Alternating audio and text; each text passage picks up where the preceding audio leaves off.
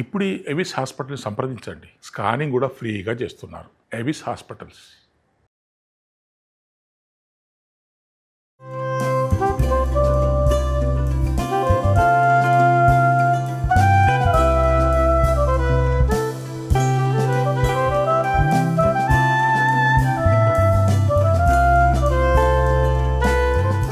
నమస్తే రమగారు. నమస్తే జయ. రమగారు, మనం శ్రావణ శుక్రవారం అమ్మవారికి చక్కగా నైవేద్యాలు చేసుకుంటాం. అసలు ఎలాంటి నైవేద్యం పెడతామండి? అన్న నివేదన ఏదైనా బియ్యంతో చేసేవి, పాయసము, పులిహోర, దద్దోజనము, పెరుగన్నం, అదే దద్దోజనం లాంటిది, తర్వాత ఏమో కట్టె పొంగలి, గుడాన్నము, అలా ఏదైనా పెట్టుకోవచ్చు. ప్రధానంగా ఏంటంటే లక్ష్మీదేవికి శనగపప్పుతో చేసిన వస్తువులు చాలా ఇష్టం అని చెప్తారు. శనగ గింజ ఆమెకు మంచిది, ఇష్టం. ఇప్పుడు ఈ రోజు మనం ఏం చూపించబోతున్నాం? మనం రవ కేసరి చేద్దాము. సాధారణ రవ కేసరి ఏం చేస్తామంటే మనం నేతిలో రవ్వను వేయించి పక్కన మరుగు నీళ్ళు పెట్టుకుని ఈ మరుగు నీళ్ళు ఎత్తిపోసి రవ్వ ఉడికాక పంచదార వేస్తాం. ఇవాళ కొంచెం డిఫరెంట్గా కొత్త రుచిగా ఉండేది అదే రవ్వ, అదే పంచదార, అంతా అదే, తప్పకుండా చిన్న మార్పుతోటి మనం ఏం చేద్దామంటే ఏం కప్పుతో వండదలుచుకున్నామో ఒక చిన్న గ్లాస్ అనుకోండి, చిన్న గ్లాస్ రవ్వ, ఆ చిన్న గ్లాస్ రవ్వని ఒక చిన్న గ్లాసు పాలతోటి నానబెట్టండి. ఓ, ఎంతసేపు నానబెట్టారండి? ఒక గంట అయింది, 30 గంట అయింది. 1 అవర్ పాలు పీల్చేసేదాకా ఇంచుమించుగా రవ్వ అంతా నానిపోయింది. ఇవి హోల్ మిల్క్ కనుక అయితే ఎక్కువ రుచిగా ఉంటుంది. దీని సింపుల్ కొలత: ఒక గ్లాస్ రవ్వ, గ్లాస్ పాలు, గ్లాసు నెయ్యి. నెయ్యి కూడా గ్లాస్ పడుతుంది, కానీ నెయ్యి అంతా బయటకు వస్తుంది. ఆ ఉన్న నేతితోటే ఇది రుచిగా ఉంటుంది. అయితే పంచదార మనం గ్లాసుకు జనరల్గా ఒక గ్లాస్ వేస్తారు, కానీ సరిపోదు, తీయగా ఉండదు, కొంచెం కమ్మగా మాత్రమే ఉంటుంది. తీపి ఉండాలంటే 1.25 నుంచి 1.5 వరకు వేసుకోవచ్చు, ఇంకేం లేదంతే. నీళ్లు 1కి 4 వేసుకోవాలి. దీనికి ఆల్రెడీ ఒక పాలు పోసాం కదా, 4 నీళ్లు పోస్తాం అన్నమాట. ఇది ఉడకాలి కదా ఇదంతా. సో మొదట ఏం చేద్దామంటే, మొట్టమొదట రవ కేసరి అనుకోగానే కప్పు రవ్వని కప్పు పాలల్లో నానబెట్టి పక్కన పెట్టండి. మీరు మిగిలిన పనులు చేసుకునే లోపల ఒక గంటలో ఇది గట్టిగా తోడినట్టు. అంటే ఈ రవ్వ తడి మీద నిదానంగా పాలల్లో ఊరిపోయి మొత్తం పీల్చేస్తుంది. కొంచెం మందపాటి మూకుడు మాత్రం తీసుకోండి. మన ప్రెషర్ ప్యాన్ ఉంటుంది, కుక్కర్, అలాంటిది తీసుకుంటే మీకు అడుగు మందంగా ఉంటే మాడకుండా బాగా వస్తుంది. మరి పెద్ద స్టవ్ ఎక్కువ ఫ్లేమ్ ఉంటే పెట్టుకోవద్దు, మాడుతుంది. చిన్నదాని మీద పెట్టుకుంటే మంచిది. అందుకని ఇటు తిప్పేసాం కదా, కొద్దిగా నెయ్యి వేసి కొంచెం జీడిపప్పులు, కిస్మిస్లు, మీరు కావాలనుకుంటే బాదం పప్పులు 1 గంట నాననిచ్చి చెక్కు తీసేసి తోలు వెళ్ళటం సన్నగా చీల్చేసి అవి కూడా వేసుకోవచ్చు. మొత్తం వేసేనా రమ్మగారు? వేసేయమ్మా. జీడిపప్పులు, కాసిన కిస్మిస్లు, మీరు ఏవి కావాలంటే అవి వేసుకోవచ్చు, ఏవంటే అవి కొద్దిగా వేయించేసి. మీరు చేస్తారండి?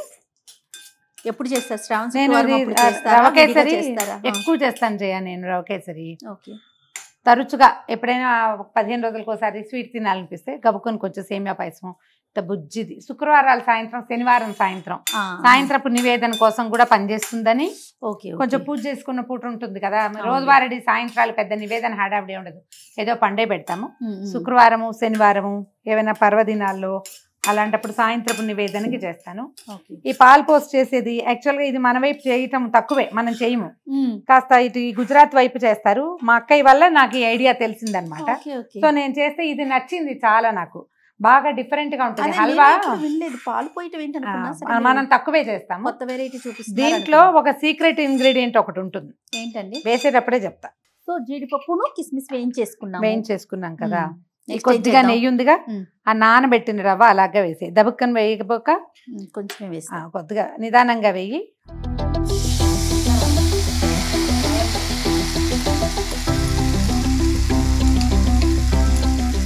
ఇప్పుడు అడుగంటకుండా గరిటె కదిలిస్తూ వేయించాలి. పాలు కదా కొద్దిగా అడుగు పట్టుకున్నట్టుగా ఉంటుంది, కొద్దిగా అలాగా వేయించాలి. ఏదైనా నాన్ స్టిక్ ప్యాన్లు కొన్ని రకాలు ఉంటాయి, అంటే పూర్తి నాన్ స్టిక్ కాకుండా మన పాత్రల్లోనే అడుగు పట్టుకోకుండా ఉండే రకంవి చూసుకోండి. నెయ్యి వేసుకుంటూ కొంచెం నెయ్యి వేస్తే మనకు అడుగు పట్టకుండా ఉంటుంది. ముందు దీంట్లో ఉన్న తడి పోవాలి ఫస్ట్. అదే పైకి వెళ్ళనివ్వక ఒక చోటే ఉంచితే అక్కడక్కడే కదుపుతుంటే గిన్నెంతా అంటుకోకుండా ఉంటుంది. నిదానంగా వేయించండి. ఇదంతా సిమ్లో గరిట చెలాయిస్తూ దాన్ని వదిలిపెట్టకుండా ఉండాలి. మనకి కొన్ని రకాల పాత్రలు దొరుకుతున్నాయి ఇవాళ రేపు ట్రైప్లైస్ అవి అవును రమ్మగారు. మా అడుగంటకుండా ఉంటాయి కదా, ఆ మెటీరియల్ తీసుకుంటే ఇత్తడి కూడా ఇలాంటి షేప్ లో ఇత్తడివి దొరుకుతున్నాయి ఇప్పుడు. ఖరీదు ఎక్కువ చేయ, కానీ అది కనుక కొంటే అసలు ఎన్ని పదార్థాలు ఎంత బాగా కుదురుతాయో. అవునండి. వంకాయలు అవి బ్రహ్మాండంగా వేయించుకోవచ్చు. చూసుకుని కొనుక్కోవాలి. దయచేసి నాన్ స్టిక్ కి మాత్రం వెళ్ళకండి. ఇది చూసావా, పాలు ఎగిరినాయి, అవును రవ్వ రమ్మగారు. శుద్ధ అయింది, కొద్దిగా ఉప్మా లాగా కనపడుతుంది. అట్లాగా దీన్ని సరిచి నిదానంగా ఈ లోపల మనం ఏం చేయాలంటే ఈ రవ్వని ఈ పొయ్యి ఎక్కిస్తున్నప్పుడే మనం ఏ కప్పుతో రవ్వ కొలత తీసుకున్నామో ఆ కప్పుతో ఒక 4 కప్పుల నీళ్ళు పెట్టుకోవాలి స్టవ్ మీద. ఓకే. పెద్ద స్టవ్ అయితే బెస్ట్. దీంట్లో ఏం చేద్దామంటే అదే కప్పు కొలతకి కప్పు బాతిక లేదా కప్పున్నర మధ్యలో పంచదార వేసేసి మనం కొంచెం చిన్న పాకం, అంటే తీగ పాకం రావక్కర్లా, కరిగిపోవాలి అంతే. రెండు ఒకేసారి టైం కలిసి వస్తుందని చేసేస్తున్నాం అంతే. ఓకే. ఒక కప్పు, తర్వాత హాఫ్ అటు ఇటుగా వేసేయండి. 4 కప్పులు నీళ్లు పోసారు, కప్పున్నర పంచదార వేశారు. అంతేనా రమ్మగారు? ఇప్పుడు ఇద్దరం ఉన్నాం కదా, అందుకని 2 పనులు చేస్తాం అనమాట. కొంచెం కొంచెం నెయ్యి వేస్తూ ఆ రవ్వను వేయించాలి. ఇందులో ఉన్న టాక్టిస్ అంతా ఈ రవ్వ వేపడంలోనే ఉందన్నమాట. ఒకేసారి పోసేయకూడదు రవ్వ. పంచదారని కొంచెం అడుగు కదపండి. నెయ్యి ఒకేసారి పోయొద్దంట. పోయొద్దు. రవ్వ అన్నారు. ఓహో, కలుపు. ఈ అడుగు పట్టుకున్నట్టుగా కనపడుతున్నది, అది కూడా వచ్చేస్తుంది ఇంకో నిమిషం పోయాక. పంచదార కరిగిపోనివ్వాలి. కరిగాక మనం ఇందులో ఏం చేద్దాము, కొంచెం 4-5 ఏలక్కాయలు మెత్తగా పొడి చేసి పెట్టుకోండి. ఒకవేళ ఇంట్లో ఉంటే కనుక కుంకుమ పువ్వు కొద్దిగా నలిపి ఇందులో వేసేసి దీన్ని పక్కన పెట్టుకోవటమే. చివరికి వేసుకుంటాం. ఇది కాగి ఉండాలి అంతేనమాట. త్వరగానే అయిపోతుంది కదా రమ్మగారు? అవుతుంది. ఇది ఎక్కువ పెట్టుకోకర్లేదు జయ, చిన్న గ్లాసు సరిపోతుంది మనకి. ఇంత అవుతుంది. అది నీళ్లు బోల్డ్ ఉన్నాయి చూడు, అవును, అది లూజ్గా వస్తుంది. నువ్వు తిప్పాలి అంతే దాని సంగతి. నువ్వు ఇలా టంగు ముద్దను చూసావా, ఈ ముద్ద ఎలా పలచబడింది అనిపిస్తుంది నీకు. అలా అవుతుంది. ఇందులో ఉన్న ప్రాసెస్ అంతా రెక్కసత్తు కొద్ది తిప్పటమే అంతే. ఇప్పుడు ఏం చేస్తున్నామంటే ఇందులో మనం ఒక 2 స్పూన్లు, అంతకంటే వద్దు, ఒక గ్లాసుకి అంత గ్లాస్ అయితే 2 స్పూన్లు, చిన్న గ్లాస్ కాబట్టి 2 కూడా వద్దు, కొంచెం తగ్గిద్దాం. శనగపిండి. దీనివల్ల ఏంటంటే భలే బైండింగ్ వస్తుంది నాకు. దీన్ని ఈ రవ్వతో పాటు వేయించేద్దాం. దాని పచ్చి పోవాలి, వేగిపోతుంది.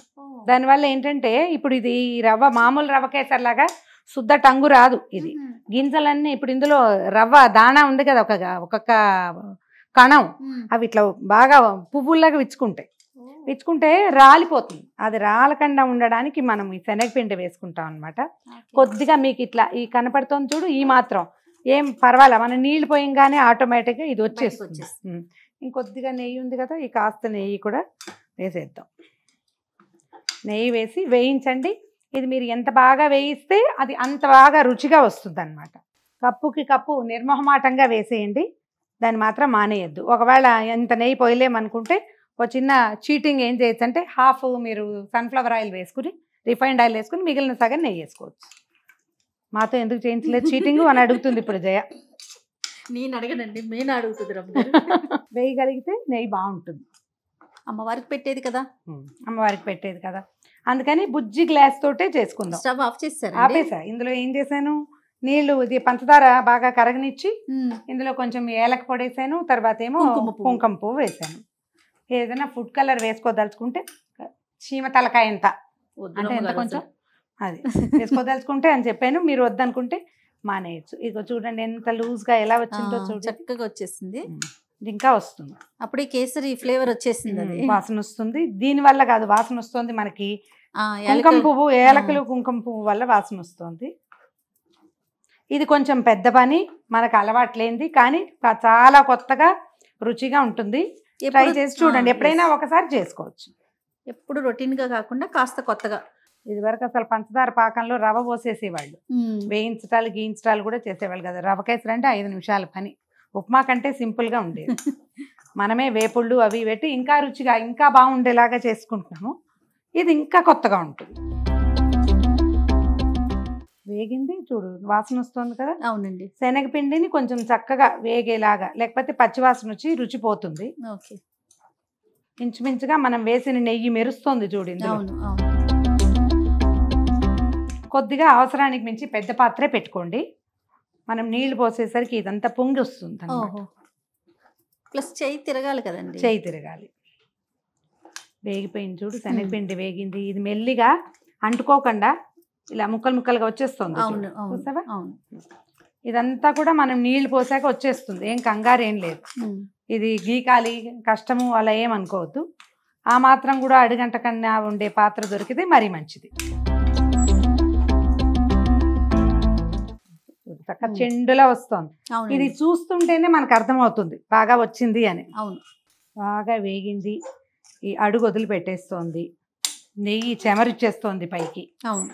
ఇలాంటప్పుడు ఏం చేద్దామంటే దీన్ని కొద్దిగా స్ప్రెడ్ చేసి కొద్దిగా పెద్ద గరిటె తీసుకోండి. మనం కాచి పెట్టుకున్నాం కదా ఈ నీళ్ళని అలాగా ఇందులో పోసేయండి.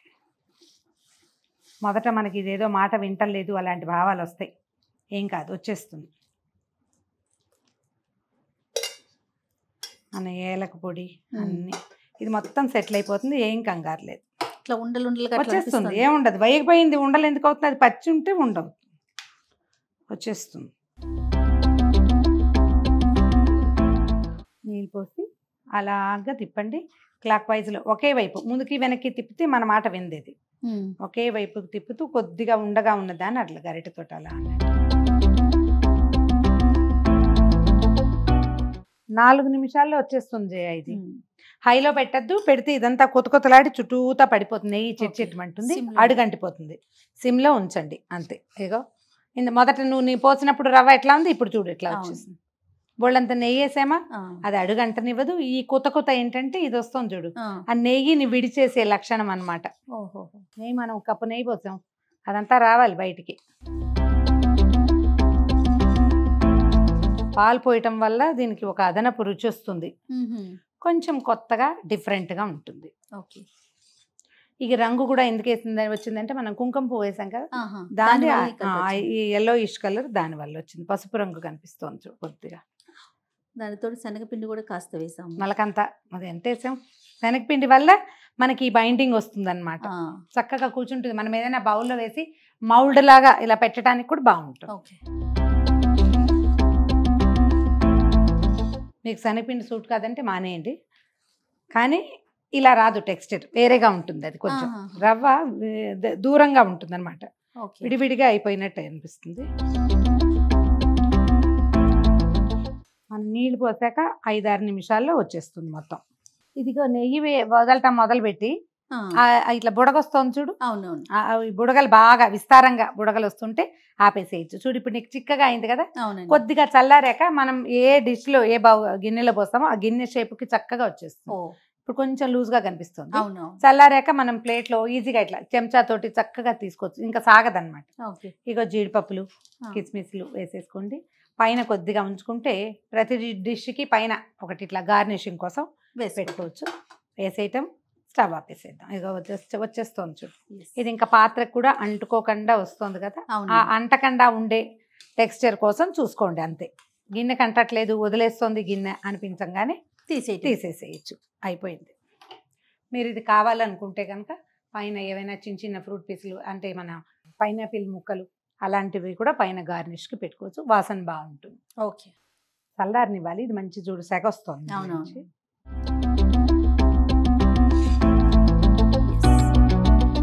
తిప్పకపోతే నీకు ఇది అడుగండే ప్రమాదం ఎక్కువ దీనికి, ఎందుకంటే ఇందులో పాలు ఉన్నాయి కాబట్టి. పాలకు ఆ గుణం ఉంటుంది కదా. చూడు, ఒక చిన్న కప్పు పెట్టామా అంటే మన జనరల్ కప్స్ లో కప్పు కొలత ఉంటుందా, కప్పు కొలతలో 1/2 కప్పు తీసుకున్నాం మనం. ఈ కప్పు రవ్వ ఎంత అయిందో చూడు, ఇంత వచ్చింది. సో శ్రావణ శుక్రవారం రోజు మనం చేసుకునే రకరకాల నైవేద్యాల్లో ఈసారి ఇలా కొత్తగా కూడా ట్రై చేయొచ్చు. ఏమంటారు అమ్మగారు? ఈ రవ కేసరిలో ఈ విధానాన్ని కూడా అప్పుడప్పుడు చూడండి, అమ్మవారికి నివేదనగా పెట్టేటప్పుడు పనికొస్తుంది, ఎవరైనా గెస్ట్లు వచ్చినప్పుడు ప్రసాదంగా ఇవ్వడానికి పనికొస్తుంది. కొద్దిగా అలవాట్లో కొంచెం చిన్న తేడా, అంతే. గుమగుమలాడే సరికొత్తగా తయారు చేసిన పాలతో చేసిన రవ కేసరి. ఓకే రమ్మగారు, ఎదుకో చక్కగా అమ్మవారి ముందు పెట్టుకొని. సో మరొకసారి ఈ వరలక్ష్మి వ్రతాన్ని అందరం కూడా భక్తి శ్రద్ధలతో జరుపుకుందాం. నమస్తే.